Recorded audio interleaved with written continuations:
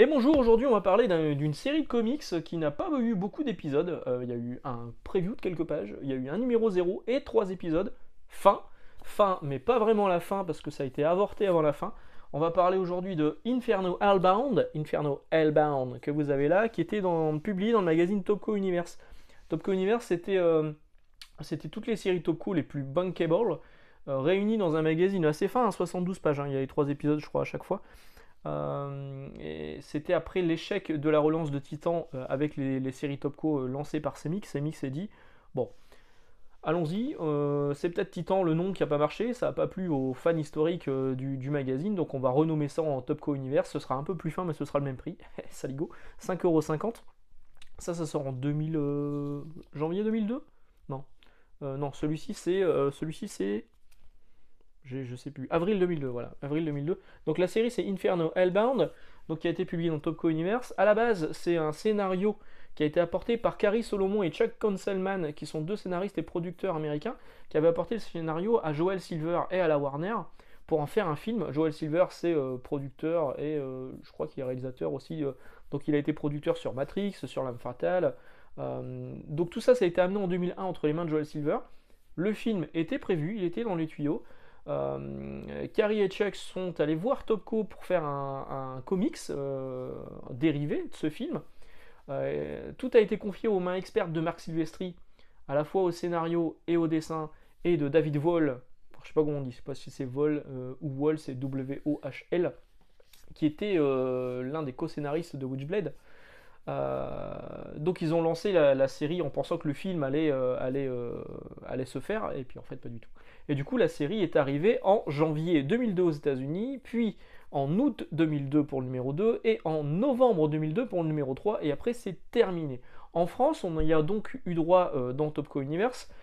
L'histoire de base, c'est un peu les 12 salopards en enfer. Il y a une porte des enfers qui s'est ouverte. Pour pouvoir la fermer, il faut la fermer de l'intérieur. Et les seuls gens qui peuvent rentrer par cette porte des enfers, c'est des salauds. C'est des gens qui ont été accusés de viol, de meurtre, enfin les pires enfoiros possibles. On leur promet une remise de peine et on les envoie donc pour cette mission suicide. Enfin, eux, ils savent pas que c'est une mission suicide. Bon, évidemment, si on est innocent et qu'on passe la porte, on crame automatiquement. Et donc, eux, ils rentrent à l'intérieur de cette porte et vont se retrouver en enfer avec des propositions de démons. Il y a un moment, il y a un démon qui propose des nanas à quelqu'un d'autre, et en fait, c'est un piège. Enfin, plein de trucs comme ça.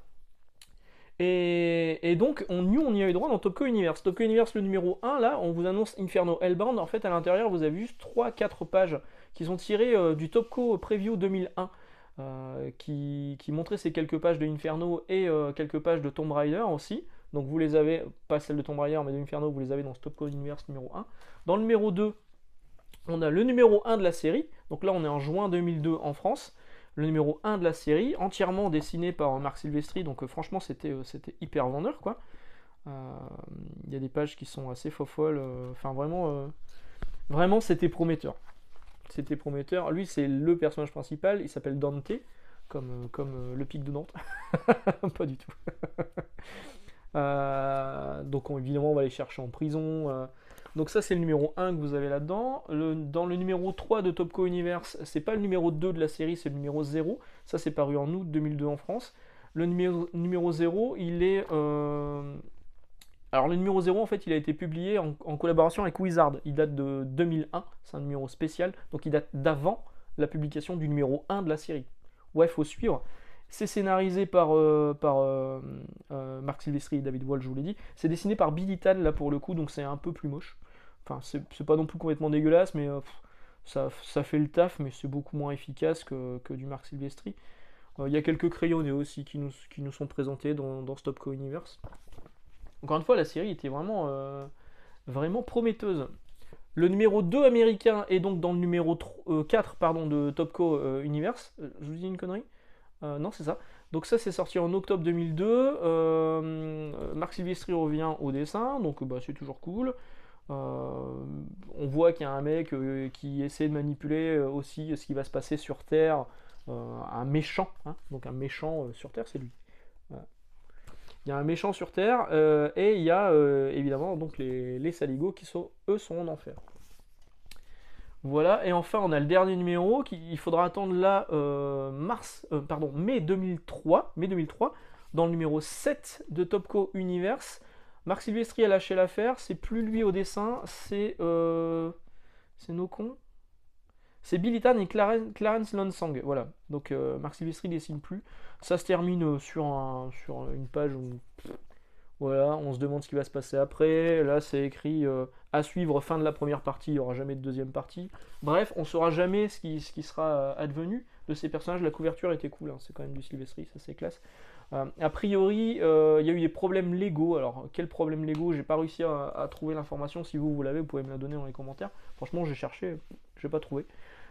Des problèmes légaux, soi-disant, ont arrêté la série en cours de route et le film en même temps. Donc, du coup, c'est une série qui est un peu, avortée.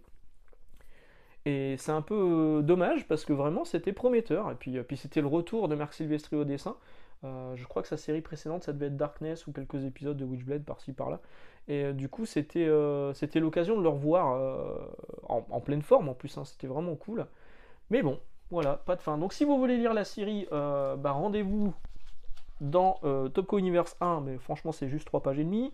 Topco Universe 2, Topco Universe 3, Topco Universe 4 et Topco Universe 7. Et vous aurez donc l'intégralité de la série Inferno, une série sans fin. Voilà, sur ce, je vous laisse là. Excellente journée, excellente lecture. Je ne sais pas si on se verra jeudi, au pire on se verra dimanche. Ciao!